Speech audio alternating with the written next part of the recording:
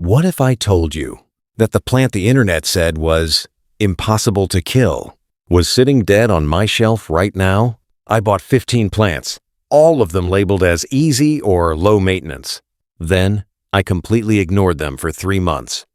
No watering schedule, no fertilizer, no fussing. And what happened was not what I expected. Hey, welcome back to the channel. If you're new here, I talk about indoor plants in the most honest, no-nonsense way possible. No fluff, just real results. So here's the deal. I see this all the time online. Plant shops, YouTube videos, TikTok creators, they all say the same thing. This plant is perfect for beginners. You barely need to water it. Even if you forget it, it'll be fine. But is that actually true? I wanted to find out for myself. So I bought 15 easy indoor plants, set them up in my home, and then deliberately gave them minimal care for exactly 3 months. Today, I'm breaking down every single plant, what survived, what didn't, and what the plant stores aren't telling you. By the end of this video, you'll know exactly which plants are actually worth your money. Let's get into it. Before I show you the results, let me explain the rules of this experiment. I bought all 15 plants from regular plant stores and online shops. Nothing rare, nothing expensive. Just the plants you'll see in any garden center with a little tag that says, low maintenance or perfect for beginners. I placed them in 3 different spots in my home. 1 spot with good natural light, 1 spot with medium light, and 1 dark corner, the type most of us actually have in our apartments. Then for 3 full months, I only watered them when I remembered, which honestly wasn't often. No fertilizer, no misting, no wiping down leaves, just plants being plants. I took photos every 2 weeks to document everything. And the results? Some genuinely shocked me. Okay, let's start with the good news. These plants didn't just survive, they actually thrived. ZZ plant. This one barely moved for 3 months. No new leaves, no drama, no death. It just existed. And that is exactly what you want from a low-maintenance plant. The ZZ stores water in its thick underground roots, so forgetting to water it? Completely fine. If you travel a lot or you're genuinely forgetful, start with a ZZ plant. Verdict: A+ survivor, 0 complaints. Pothos. You might be thinking, of course Pothos survived. Everyone knows that. And you're right. But here's what surprised me. Mine didn't just survive. It grew. 3 new vines in a dark corner with almost no water. Pothos is genuinely the most forgiving plant I've ever owned. It's the plant equivalent of a golden retriever happy no matter what you do. Verdict: survived and thrived. Best plant for absolute beginners. Period. Snake plant. Another legendary survivor. I watered this plant maybe 4 times in 3 months. It lost 0 leaves, stayed perfectly upright, didn't complain once. Snake plants actually prefer dry conditions, so neglecting them is basically the correct care method. Verdict: absolutely bulletproof, still highly recommended. Spider plant. This one surprised me in a good way. It was in medium light, got water maybe every 2-3 weeks. Not only did it survive, it started producing little baby spider plants. Like it was thriving just to spite me. Spider plants are incredibly tough, and they're safe for pets too, which is a big win if you have cats or dogs at home. Verdict: survived beautifully. Great value for money. Aloe vera. Okay, aloe is nearly impossible to kill from underwatering. Mine looked a little sad and slightly wrinkly by month 2, but the moment I gave it a good deep water, it perked right back up within 24 hours. The one thing to remember with aloe, it hates overwatering. So if you kill an aloe, it's almost certainly because you loved it too much. Verdict: survived. Just keep it near a window and water it rarely. Have you ever killed a plant that was supposed to be easy? Drop a comment below and tell me which one. I promise you're not alone. And honestly, it might not even be your fault, because the next section is where things get really interesting. These plants technically survived, but they were not happy about it. And if you're thinking about buying any of these, you need to hear this first. Peace lily. The peace lily is sold everywhere as a beginner plant. And yes, technically it survived my 3-month neglect test. But, and this is important, it drooped dramatically every single week, like fully collapsed on itself, looking completely dead.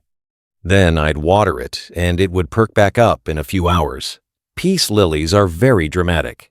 They communicate through drooping, which can look terrifying to a new plant owner. The truth is, they need more consistent watering than most easy plant lists admit. Verdict: survived, but not truly low maintenance. Needs attention. Rubber plant. The rubber plant looks incredible in photos. Big, shiny, dark green leaves. Very aesthetic. But after 3 months of neglect, it dropped about 6 leaves. Not a death sentence, but it clearly wasn't happy. Rubber plants need good light and somewhat consistent watering. They're not as forgiving as the ZZ or Pothos. Verdict: struggled. Doable for beginners, but not a set-it-and-forget-it plant. Chinese evergreen. This one is beautiful and usually very tough. Mine survived, but the leaf tips turned brown and crispy. That's usually a sign of low humidity or inconsistent watering. It didn't die, but it lost some of its beauty. If you want a Chinese evergreen to look good, you need to stay slightly more consistent. Verdict: survived, but lost its looks. Good plant, but manage your expectations. Now we're getting to the part of this video most plant sellers would rather you not watch, because the next few plants, they did not make it. Let's talk about the plants that are widely sold as easy, but that clearly need more care than most people realize. Calathea. I want to be very direct about this one. Calathea is not a beginner plant. I don't care what the label says. Mine started dropping leaves in week 3. By month 2, it looked completely finished. Calatheas need high humidity, consistent watering with filtered water, and indirect light. They are diva plants. Beautiful but demanding. If you see a Calathea labeled easy in a store, that is simply not true. Verdict: did not survive neglect. Not for beginners. Full stop. Fittonia. Fittonia has stunning, patterned leaves. It also has zero tolerance for being forgotten. Mine wilted completely after just 10 days without water. It came back the first time I watered it. The second time it wilted, it didn't come back. Fittonia needs high humidity and consistent moisture. It belongs in a terrarium, not on a forgotten shelf. Verdict: did not survive. Not recommended for forgetful plant owners. Maidenhair fern. Honestly, this one was the biggest surprise for me. Maidenhair ferns are absolutely gorgeous. They're also sold in garden centers next to snake plants and pothos, but they are one of the most demanding indoor plants you can own. They need constant moisture, high humidity, no drafts, no dry air. Mine was brown and completely dead within 6 weeks. If you see a maidenhair fern in a store with an easy tag, please don't believe it. Verdict: did not survive. Not for beginners. Beautiful, but brutally demanding. Boston fern. Similar story to the maidenhair. Boston ferns need consistent moisture and humidity. Without that, they drop needles within days. Mine went brown fast. If you have a bathroom with natural light and humidity, ferns can work. But in a dry apartment with occasional watering, no chance. Verdict: did not survive. Keep only if you have ideal conditions. You might be thinking, wait, I've seen Boston ferns everywhere online. People always say they're low maintenance. And that is exactly the problem. The internet repeats the same advice over and over, without anyone actually testing it. That's why I did this experiment, so you can save your money and stop blaming yourself every time a plant dies. Sometimes the plant was just wrongly labeled.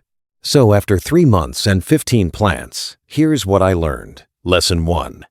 Easy doesn't mean the same thing for everyone. A plant that's easy in a humid climate might die in a dry apartment.